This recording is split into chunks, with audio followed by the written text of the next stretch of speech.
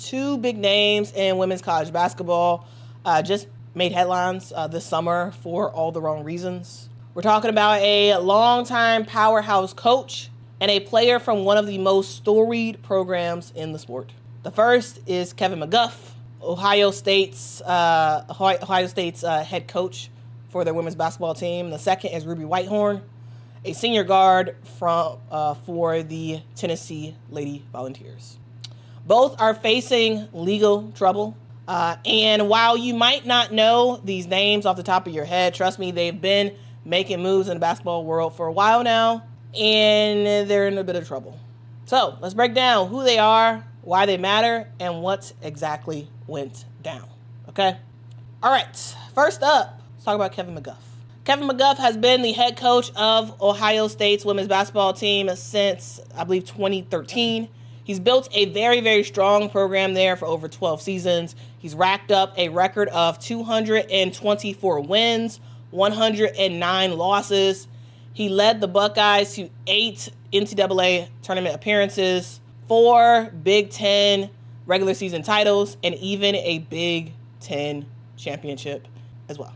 Last year, he was named Big Ten Coach of the Year for the first time in his career. He's not just a Ohio State guy either, guys. He has a long, long coaching resume. He started off coaching as an assistant coach under Hall of Fame coach Muffet McGraw at Notre Dame. Then he went on to lead Xavier and Washington before heading to the Buckeyes. He's been in the coaching game for decades. But on May the 6th, that resume took a major hit as Kevin McGuff was arrested in Dublin, Ohio for OVI, which stands for operating a vehicle while intoxicated. According to police, another driver called 911 to report a Toyota Sequoia driving recklessly, hitting curbs, and even going through part of someone's yard. When the officers tracked the vehicle down, they found Kevin McGuff parked in the car. When police approached, they say it took over 2 minutes for him to roll down his window or to open the door. He denied having anything to drink, so officers ran through a field sobriety test, including one where he was asked to recite the alphabet from D to R. And according to the video, which was put out, guys, it looks really, really, really bad. Now I want you guys to take a quick look at some clips from the body cam of the officer, because it's a really, really bad look. Really bad look. All right, guys, give me 1 second. I want to show this to you, just because I want you all to kind of not just hear what the report had to say, but also see it for yourself. And that they followed you here because they were concerned. Not sure? No. Okay. You have the keys for the car? Yeah. Yeah, they're there. Is this push button start or is it a key? Is it push button start or is it a key start?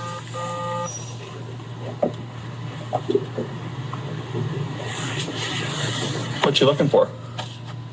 Oh, the key? Oh, your phone. Yeah. Oh, okay. All right. Have you? Where are you having dinner at?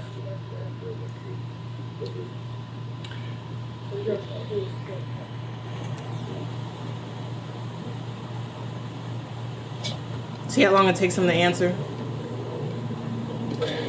I was at J. Lou. J. Lou? Yeah. Okay. Yeah. On 161? Yeah. Okay. What did you have there?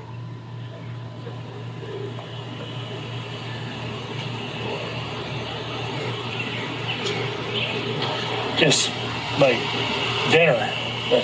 Okay. Nothing. Did you have anything, or I assume Chinese food? Yes. What did you have, and then what did you have to drink with it? I had like nothing. So you went to the restaurant, didn't have anything to eat? No. Did not. Okay. Okay. Did you go anywhere else besides J. Lou, or? No. Did not. You didn't? Just straight back here? Yes, correct. Okay. Yeah. Okay. And you didn't have anything to drink or No. anything like that? What's your highest level of education, sir? What's your highest level of education?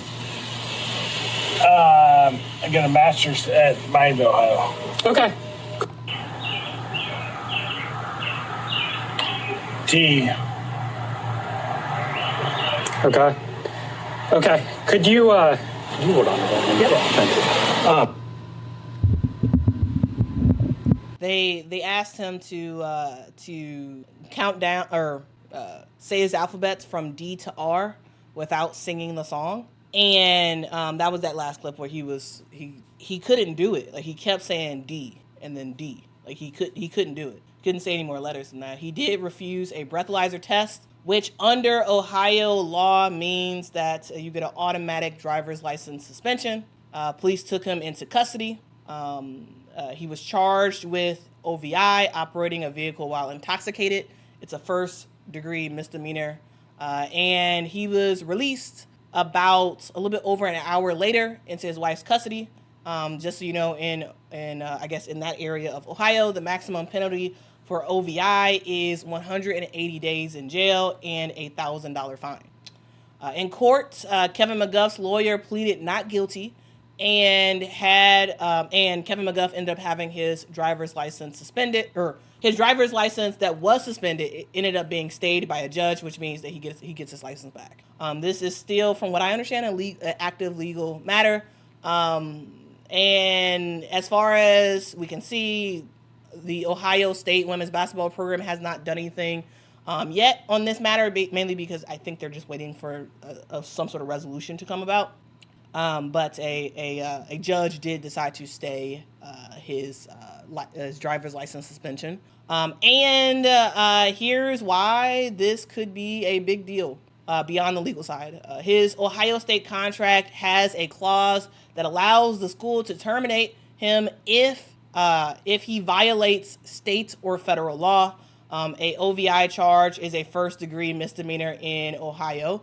And depending on how this plays out, this could mean something. But as far as right now, I haven't seen anything about Ohio State doing anything about it.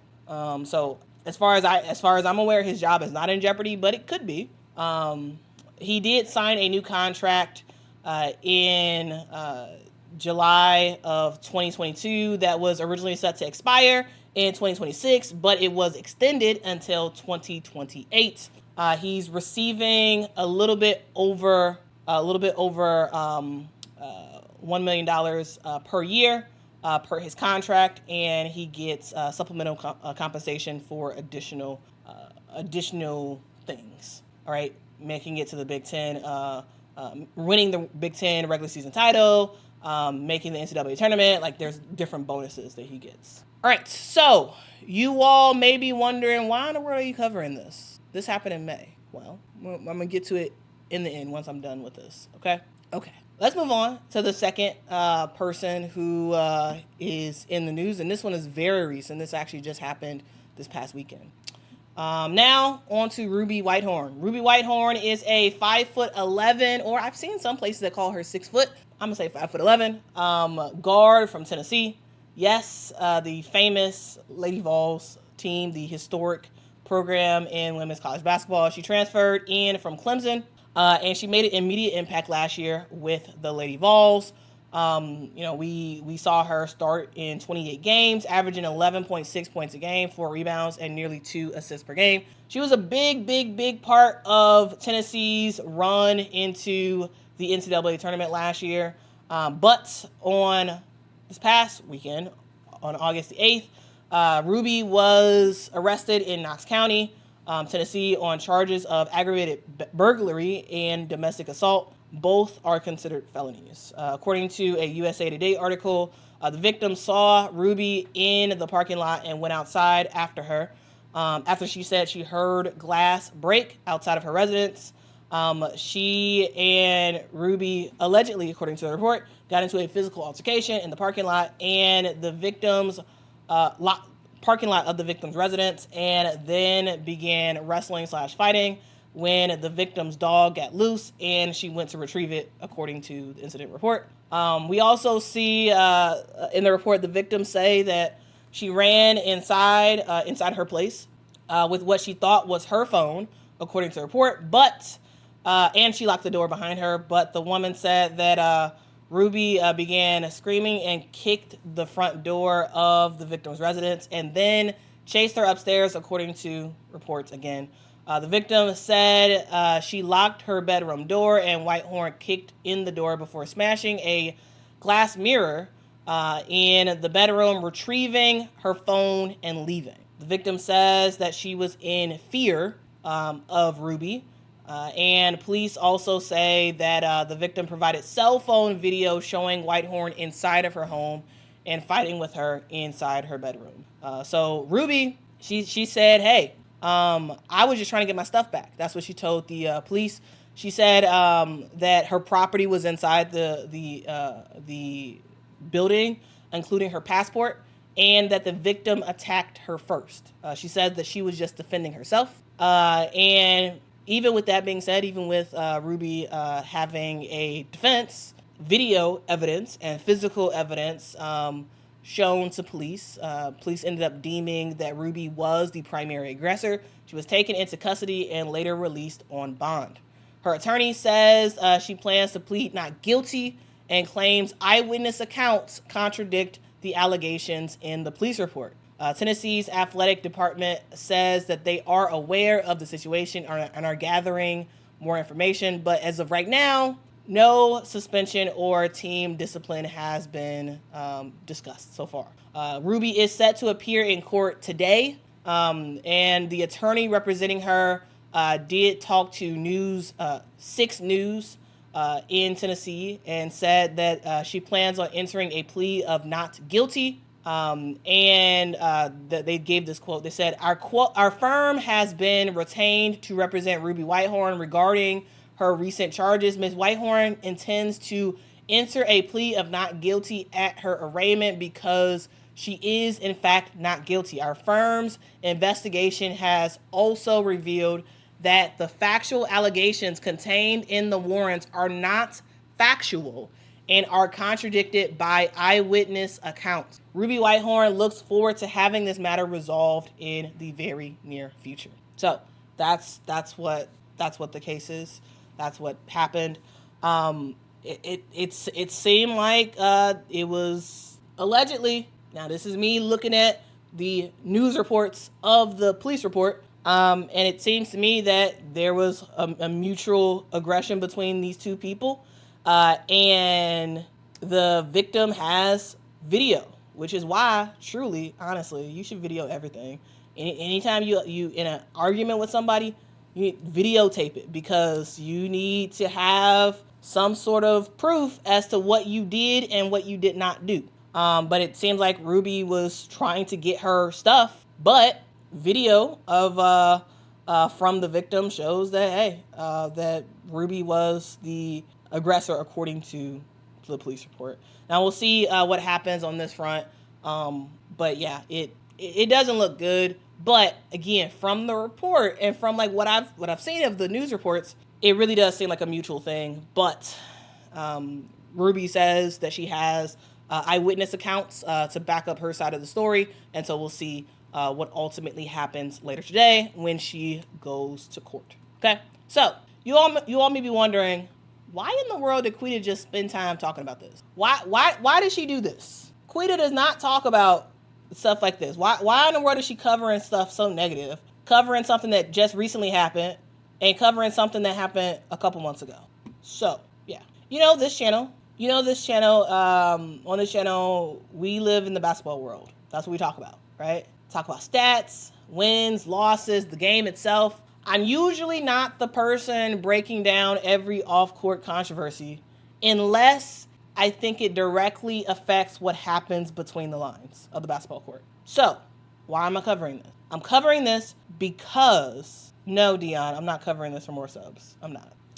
I don't think most people even know who these people are. But I'm covering this because off-court actions do have long-tail consequences in sports. And in these two cases, the ripple effects can be huge. For Kevin McGuff, yeah, on paper, it seems like he's back with the team and it's business as usual. But I guarantee you, the players on Ohio State's women's basketball team, I guarantee you they don't see him in the exact same way they used to, right? They're not just hoopers, guys. They're human beings. And trust, guys, this is probably a big deal in the locker room. And when it comes to recruiting, when it comes to prospective players and their parents, y'all, they probably think about this too. They might think a whole lot harder about who they want to play for, to be mentored by someone who was arrested for driving while intoxicated, or someone who has not had that stain on their record. That's the reality of the recruiting game. Things like this matter. So wow, no one was injured during his driving while driving a vehicle intoxicated. Like, while no one was injured there, while it seems like he's back with Ohio State and things are fine, there are reverberations that continue to happen. And that's why I think it's important to talk about it, because I think this could affect things in the future when it comes to Ohio State, who they're able to pick up, and ultimately what the players on the court actually think about the coach.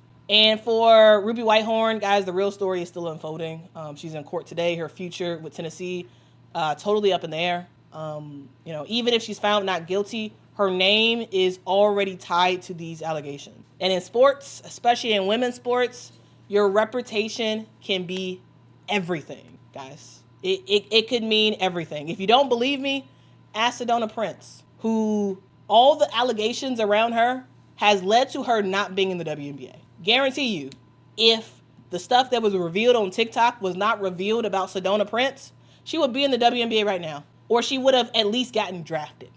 Regardless of what happens already, what happens next for Ruby Whitehorn, like, hey, reputation means everything. And just having something alleged, getting arrested for something, even if it turns out that she's not guilty, it stays with her. It still is a thing. Sponsors, future opportunities, even how coaches trust you, all of that can shift based on moments like this.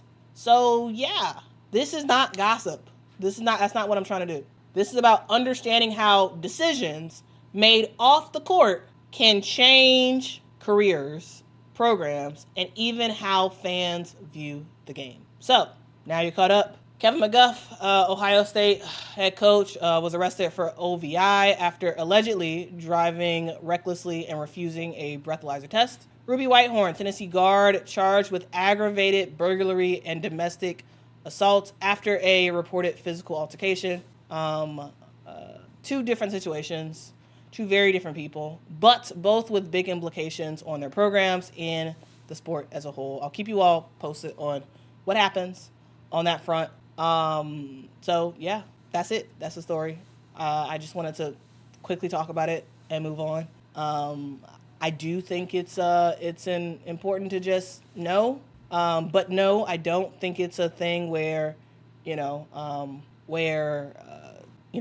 am negatively impugning Ruby Whitehorn or anything like that. Like, here's the thing. Reading the reports about it, like, it really does seem like it was a mutual thing and that she was trying to get her stuff. But again, we haven't seen the video that the victim has, and I guess we'll see what happens from here. But yeah. Anyway, that's it. That is it. LL Kune says Sedona had multiple allegations. I think Ruby would be fine. She will get probation. Yeah, legally, I'm really not worried about Ruby Whitehorn. I'm really not. Because because in women's basketball spaces, like, reputation means a lot, and I just hope that this doesn't hurt that in any way. Because that would be a bummer. She's actually a really good talent when it comes to women's basketball, and besides that, she seems like a cool person. But yeah, anyway. Dreamland says, isn't Ashlyn sitting out this year? Yeah, because she's hurt. Ashlyn's hurt. Remember she got hurt during the regular season, or during the season last year, right? Remember that? Yeah, so she's taking a season off to get fully better. But yeah, that's the story. Again, the purpose of me talking about this is not not to rag on these people at all. It's just to cover it. And as you all know on this channel, I try my best to get 2 or more of things, especially if they're negative, before I talk about them. So I got 2. So anyway, that's it. I don't have anything else to say. Thank y'all so much for rocking with me. No, actually, FM. No. FM says, so you covered McGuff 3 months old story just so you could talk about Ruby and not seem biased. First, is Ruby with a Y, but also, no. I don't know if you all have been rocking with me for a while. You all know that I try to not cover this type of stuff. And I try to get at least 2 to 3 things before I put it out there. So, no, actually. The reason why I didn't cover the Kevin McGuff thing a while ago is, one, because I originally didn't know until like a week later after it happened, and then I actually can't even remember why I did, why I didn't. And I was holding it in my back pocket, saying like, hey, if something else happens, now we're gonna bring it back up and we're gonna talk about it. So no, actually, I cover stuff because I think it's important, and I try to cover at least 2 to 3 things if it was a negative thing. So yeah, that's what I do on this show. I have themes. Yeah, I have themes. That's what I do. Okay. All right. Thank y'all for watching. If you don't like it, if you don't like that I covered these stories, then don't follow. Go somewhere else. I'm not trying to attack anybody. I'm not trying to demean anybody. I'm not trying to make anybody's lives harder. I am trying to tell the stories of women's basketball players and people around women's basketball. I'm trying to